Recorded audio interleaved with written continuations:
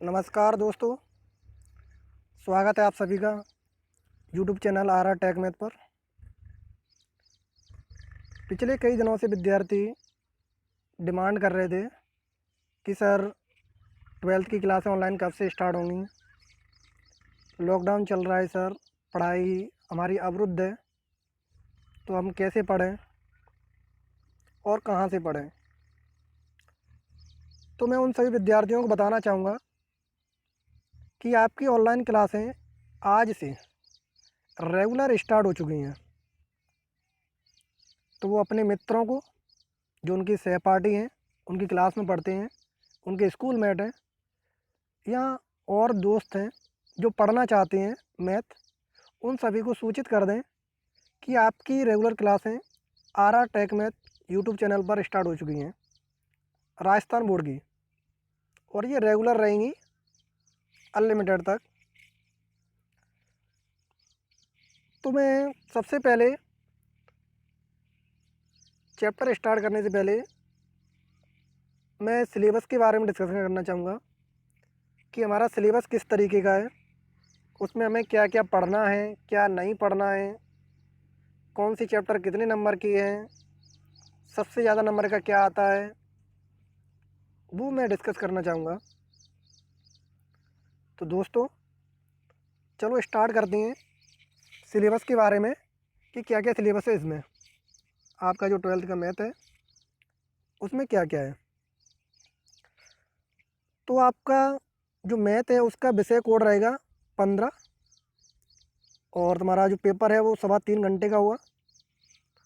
Total 80 number का paper आएगा आपका, और 20 नंबर सत्रांक के अलग से विषय आते हैं। इस तरीके से ये टोटल 100 नंबर का होगा। 80 नंबर का पेपर है, और इसमें तुम्हारे जो प्रश्न आएंगे वो 30 आएंगे। टोटल प्रश्न कितने आएंगे? 30। अब जो राजस्थान बोर्ड है उसने आपकी जो मैथ की किताब है, जो कोर्स है, सिलेबस है, उसको 6 अलग अलग यूनिटों में डिवाइड किया है। कितनी यूनिटों में डिवाइड किया है? 6 अलग अलग यूनिटों में। अब वो यूनिट कौन कौन सी हैं और कितने कितने नंबर की हैं, ये भी डिस्कस कर लो। इसमें तुम्हारी जो पहली यूनिट है संयुक्त फलन वाली, वो टोटल 7 नंबर की है। इसी तरीके से दूसरी यूनिट है बीजगणित, वो 10 नंबर की है। इसके बाद तीसरी यूनिट है वो टोटल 38 नंबर की है। ध्यान रखना, सबसे ज़्यादा नंबर की थर्ड यूनिट है कलन कैलकुलस, जो टोटल 38 नंबर की है। यानी एक तरीके से बाकी जो 4-5 यूनिट हैं उनको मिला करके और सिर्फ इस वाली को अलग कर दें तो वो बराबर है। ये 38 नंबर की है, बाकी सभी मिलकर 42 नंबर की हैं।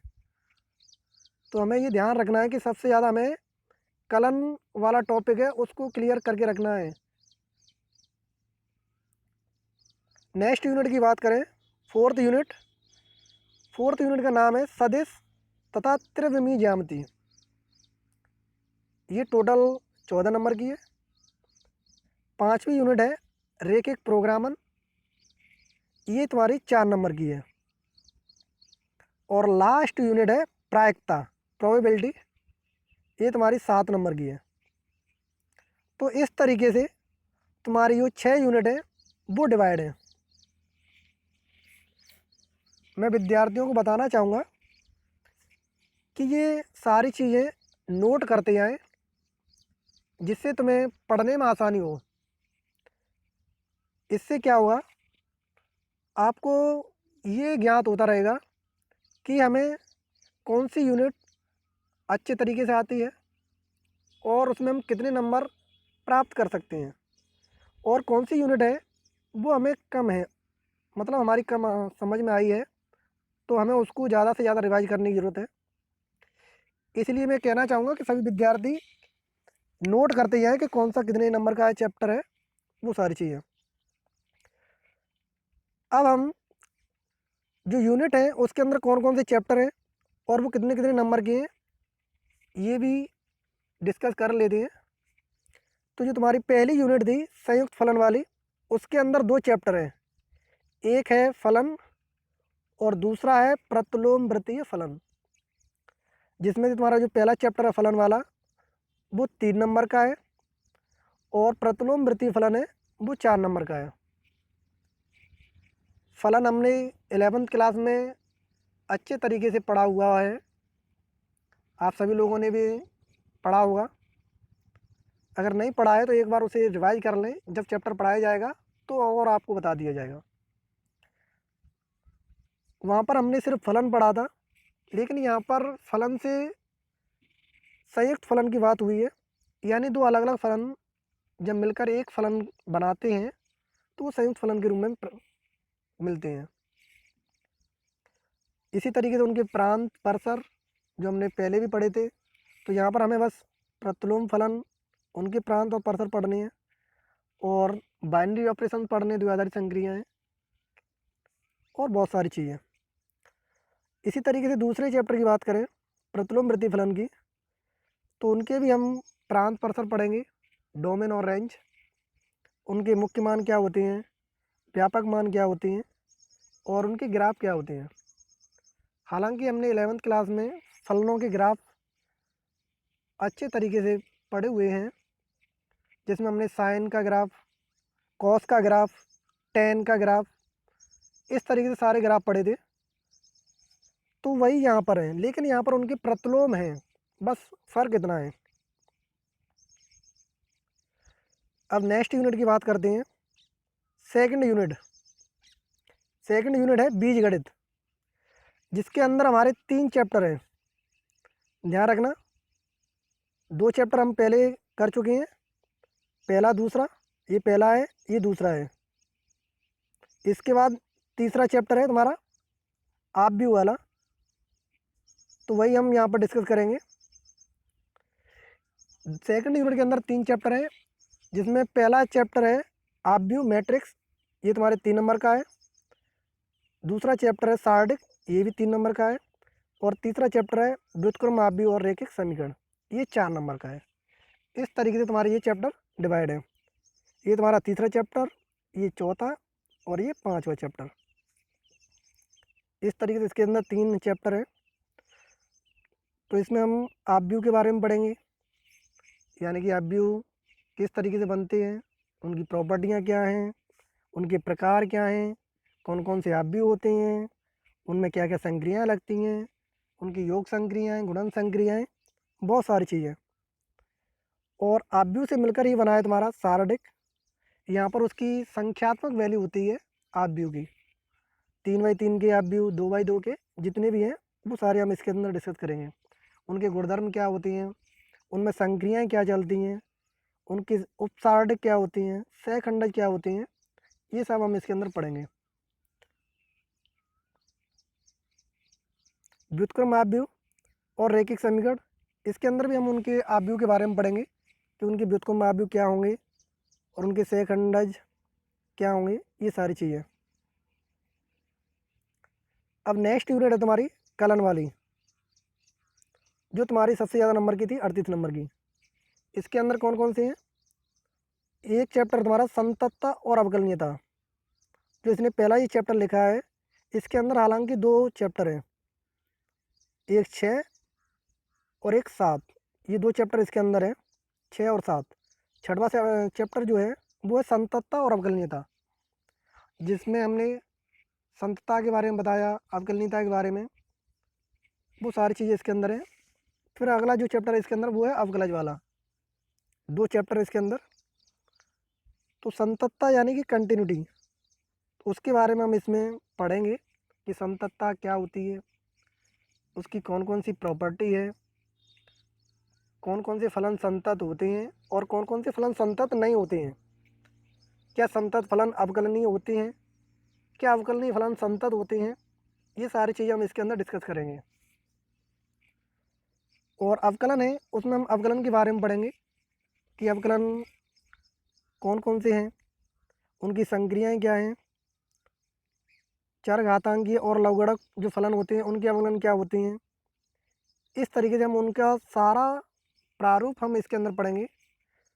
और अवकलन के लिए 2 प्रमेय हैं, रोले प्रमेय और लैग्रांज माध्यान्ह प्रमेय, ये भी हम इसके अंदर पढ़ेंगे। अब नेक्स्ट जो चैप्टर है तुम्हारा वो है अवकलजों के अनुप्रयोग। अवकलजों के अनुप्रयोग ये तुम्हारे 6 नंबर के हैं। इसके अंदर नेक्स्ट जो चैप्टर है वो है समाकलन, ये तुम्हारा 12 नंबर का है। फिर है समाकलन के अनुप्रयोग 6 नंबर की।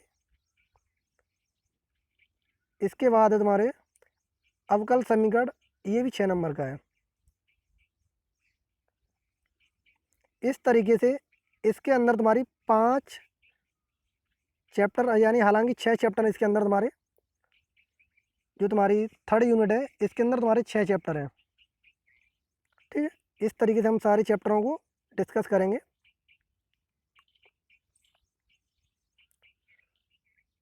अगली यूनिट है सदिश और त्रिविम ज्यामिति। इसके अंदर हम सदिश पढ़ेंगे जो 7 नंबर का है। सदिश क्या होते हैं, अदिश क्या होते हैं, उनकी परिभाषाएं क्या हैं, उनके प्रकार क्या हैं, ये सब हम इसके अंदर डिस्कस करेंगे जब चैप्टर पढ़ाया जाएगा तब। अगला जो चैप्टर है वो है त्रिविम ज्यामिति 3D, ये 7 नंबर की तुम्हारी। इसमें हम 3D के बारे में पढ़ेंगे, उनकी दिक् कोज्याएँ, दिक् कोसाइन जो हैं वो क्या होती हैं, 2 रेखाओं के मध्य कोण क्या होती हैं, उनके प्रतिच्छेदन क्या होती हैं, ये सारी। 5वीं यूनिट है रैखिक प्रोग्रामन, ये तुम्हारी 4 नंबर की है। रैखिक प्रोग्रामन में क्या है कि जो हमारे ग्राफ होते हैं उनको हम इसके अंदर डिस्कस करेंगे कि जो ग्राफ हैं उनके हल क्षेत्र किधर होंगे, क्या उनका इष्टतम हल कहाँ पर मिलेगा हमें, और बहुत सारी चीज़ें। लास्ट यूनिट है प्रायिकता एवं प्रायिकता बंटन, ये 7 नंबर की है। इसके अंदर हम सह प्रतिबंध प्रायिकता, प्रायिकता का गुणन नियम, स्वतंत्र घटनाएं, बेज प्रमेय, यादृच्छिक चर और प्रायिकता बंटन, ये सारी चीज़ें हम इसके अंदर पढ़ेंगे। बर्नौली परीक्षण, द्विपद बंटन, ये सारी। इस तरीके से तुम्हारी ये टोटल 6 यूनिट है जिसका तुम्हें अच्छे तरीके से पढ़ना है। और मैं बता दूं आप लोगों को कि हमें ये सभी चैप्टर बेसिक से पढ़ने हैं अच्छे तरीके से, सारे कंसेप्ट क्लियर करते हुए, जिससे कोई भी प्रॉब्लम ना आए। और हमारा टारगेट रहेगा 100 में से 100 का। तो आप सभी लोग मेरे साथ जुड़ें, अपने दोस्तों को, अपने मित्रों को, अपने जो क्लास के सहपाठी हैं उन सभी को ये वीडियो शेयर करें और उन्हें बताएं कि क्लासें स्टार्ट हो गई हैं। और कल से मैं